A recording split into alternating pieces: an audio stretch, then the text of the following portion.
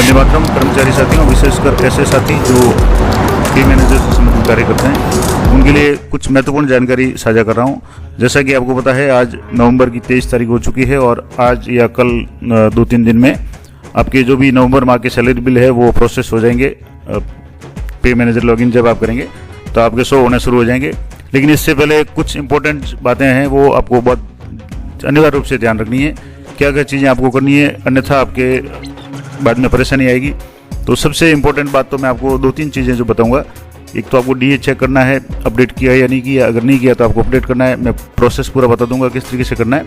इसके अलावा अगर किसी कार्मिक ने इनकम टैक्स डिडक्शन का अगर रिक्वेस्ट भेजा है तो आपको एक्सेप्ट करना है। इसके अलावा एक और इम्पोर्टेंट बात तो आपको बता दूं कि आपको पता है कि कई विद्यालयों में वेतन व्यवस्था के आदेश से साला दर्पण के माध्यम से हुए हैं, और उसी संदर्भ में अगर आपके डीडीओ पे किसी कार्मिक की वेतन व्यवस्था किसी अन्य विद्यालय के कार्मिक की हुई है तो उनकी आईडी भी आपकी आई हुई होगी। तो आपको वो आईडी एक्सेप्ट करके उसको जिस पोस्ट के विरुद्ध जो भी वेतन व्यवस्था हुई है उस हेड में उनको लेना है। तो पूरा प्रोसेस किस तरीके से करना है मैं आपको बताऊंगा। और उसके बाद में डी अपडेट करने के बाद भी आपको बहुत इंपॉर्टेंट जानकारी जो मैं आपको बता दूं ध्यान रखना है।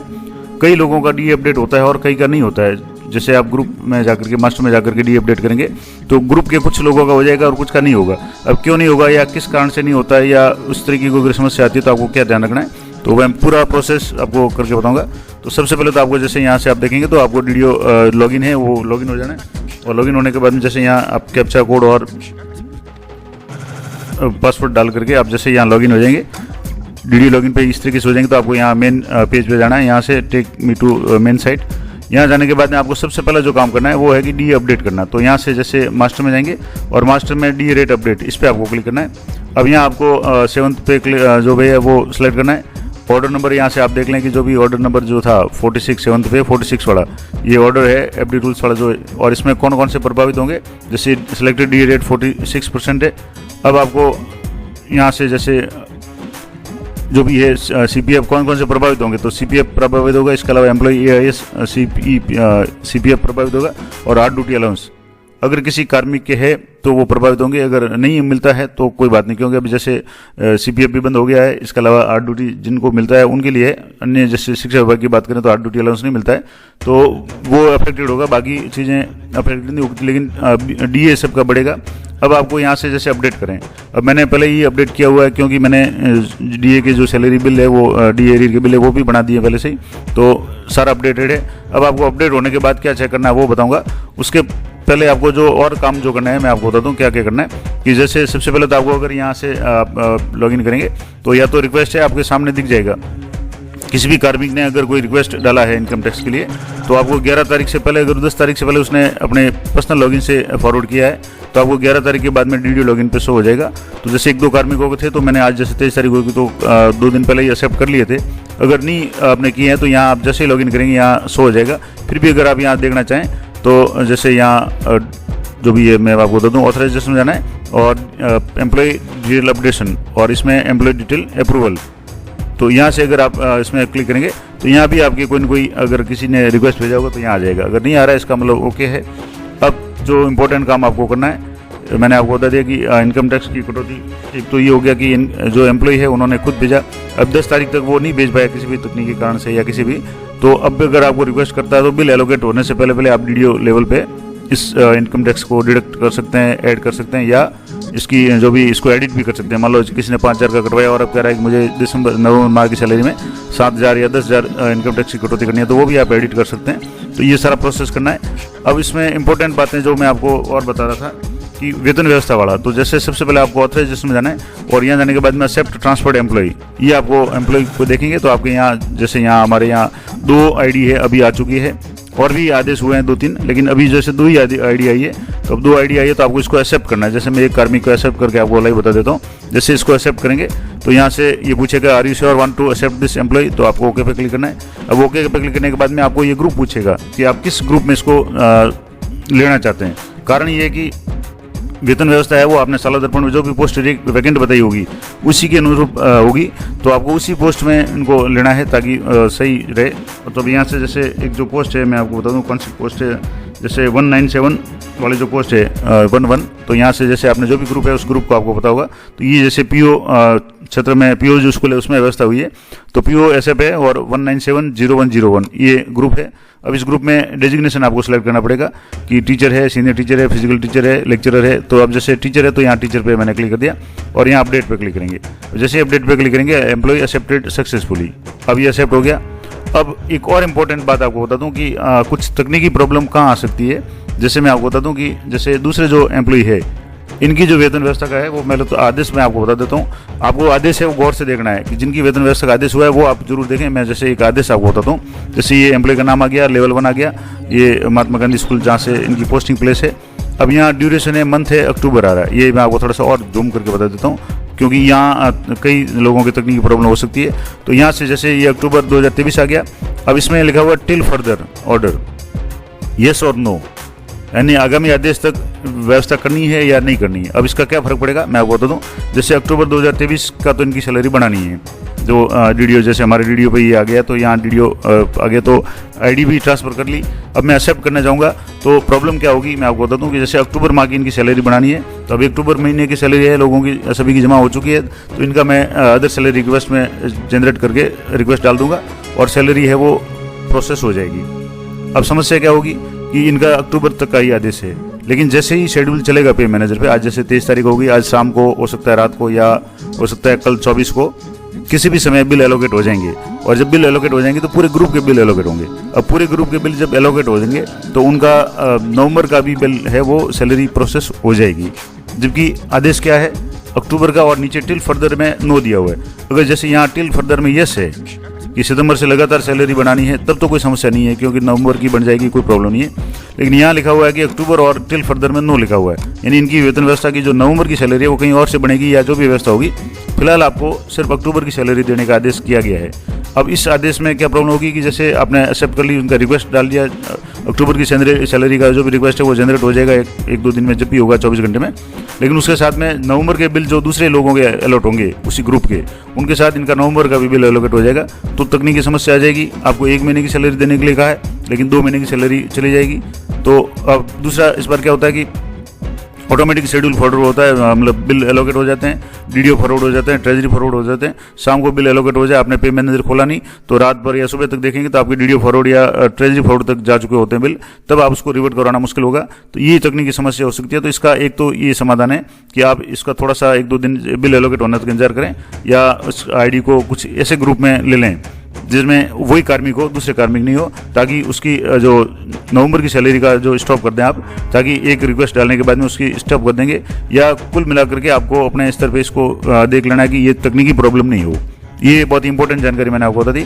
ये तकलीफ आएगी कई लोगों के क्योंकि अक्टूबर की सैलरी की आदेश है और आपने अक्टूबर की सैलरी आज 23 तारीख को अगर इनकी आईडी एक्सेप्ट करके सैलरी रिक्वेस्ट डाल दिया, क्योंकि अब पिछले महीने के तो आपको अदर सैलरी रिक्वेस्ट ही जनरेट करना पड़ेगा, लेकिन इसके साथ में नवंबर की सैलरी अपने आप बन जाएगी।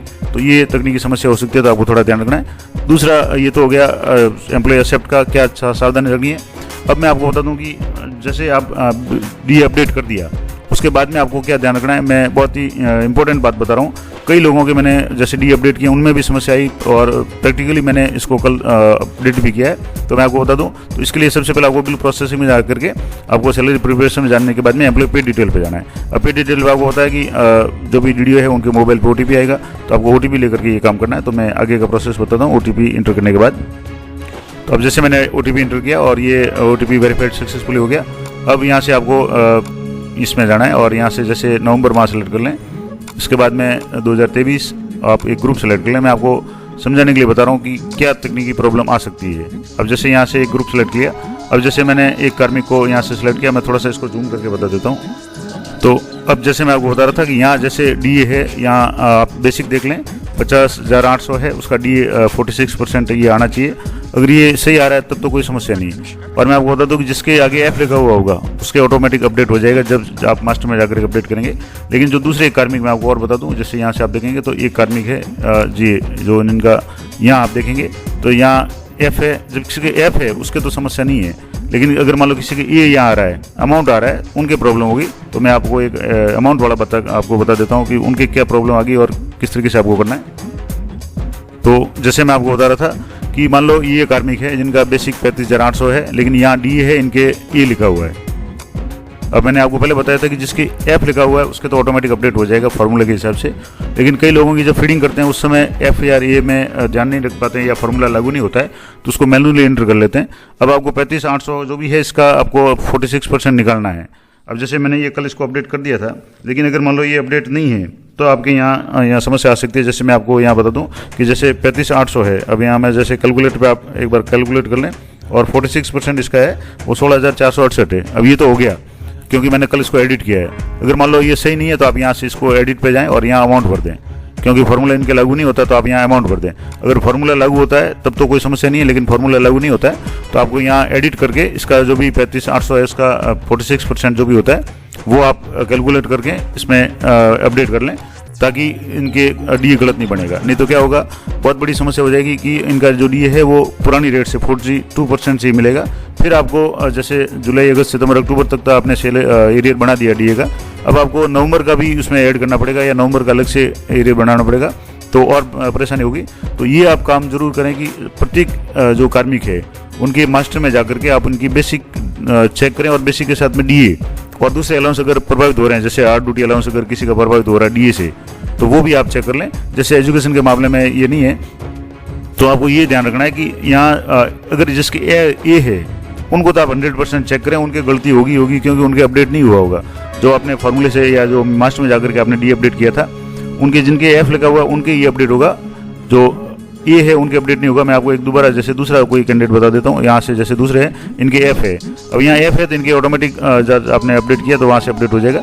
लेकिन अगर ए है, अमाउंट लिखा हुआ है तो नहीं होगा, फॉर्मूला है, एफ है तो हो जाएगा। ये आपको विशेष ध्यान रखना है। तो पे मैनेजर से संबंधित जो इंपॉर्टेंट जानकारी थी मैंने आपको बता दी कि जो भी बिल एलोकेट होंगे नवंबर माह के, उससे पहले आपको ये काम अनिवार्य रूप से करना है, अन्यथा आपके प्रॉब्लम हो सकती है।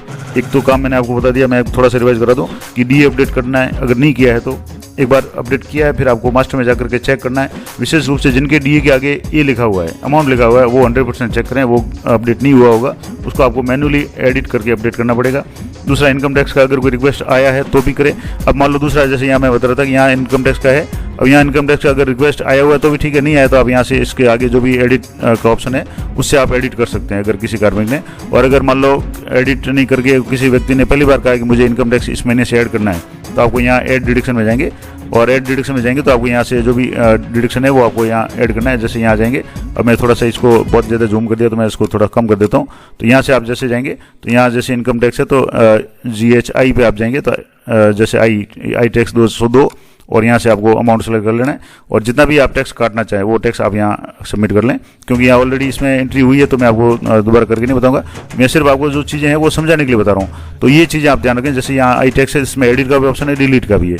किसी का टैक्स पूरा हो गया और अब वो चाहता है कि नवंबर माह की सैलरी में उसका टैक्स नहीं कटे, तो आपको उसका जो यहाँ से डिलीट कर देना है। एडिट करना चाहें तो एडिट कर सकते हैं। और सबसे इंपॉर्टेंट बात मैंने आपको बताई थी कि यहाँ जैसे मैं दोबारा बता दूँ, यहाँ एफ की जगह अगर किसी का ए लिखा हुआ है तो आप जरूर ध्यान रखें, उसमें आपके कहीं ना कहीं प्रॉब्लम होगी, तो ये आप विशेष ध्यान रखें। इसके अलावा जैसे अगर मान लो पोस्ट सेंक्शन हुई है तो आप उसको IFMS पे जाकर के चेक भी कर लें कि कौन सी पोस्ट आपके सेंक्शन हुई है, कितनी पोस्ट है आपके कार्यालय में है। और अगले महीने की जब भी एंट्री करें तो ये IFMS से पोस्ट एक बार देख करके ही करें, अन्यथा आपके वापस प्रॉब्लम होगी। जैसे मैं थोड़ा सा आपको लाइव करके बता दूं, अब जैसे ये साइट आउट हो गई तो उसका मैंने अलग से वीडियो बना रखा है। फिर भी अगर आप कहेंगे तो मैं अलग से पूरा वीडियो बना दूंगा कि आपके विद्यालय की और PO क्षेत्र की IFMS पे पोस्ट है आपको किस तरीके से चेक करनी है, वो सारी जानकारी मैं अगली वीडियो में बता दूंगा अगर आप कमेंट करेंगे तो। और वैसे मैंने इसका वीडियो पूरा बनाया हुआ है, वो आप एक बार देख लें अगर आवश्यकता हो तो। ये इंपॉर्टेंट जानकारी थी कि नवंबर माह के बिल प्रोसेस होने से पहले आपको ये काम अनिवार्य रूप से करने हैं, अन्यथा आपके टेक्निकली प्रॉब्लम होगी। दो काम जो इंपॉर्टेंट मैंने बताया कि एक तो जिसकी भी ID आप एक्सेप्ट कर रहे हैं वेतन व्यवस्था के लिए, उनकी ये आदेश जरूर देखें कि उनकी ID वेतन व्यवस्था है वो अक्टूबर माह के लिए ही हुई है या फर्दर यस किया हुआ है, तब तो कोई समस्या नहीं है। अगर सिर्फ अक्टूबर माह के लिए हुई है तो आपको ध्यान रखना है कि नवंबर का बिल उनको एलोकेट नहीं हो जाए, नहीं तो फिर वापस तकनीकी समस्या आएगी। तो ये इंपॉर्टेंट जानकारी थी, आशा करता हूँ आपके लिए उपयोगी रहेगी। तो जो भी साथी है अधिक से अधिक उनको शेयर करें। तो मिलते हैं नेक्स्ट वीडियो में, तब तक जय हिंद, जय भारत।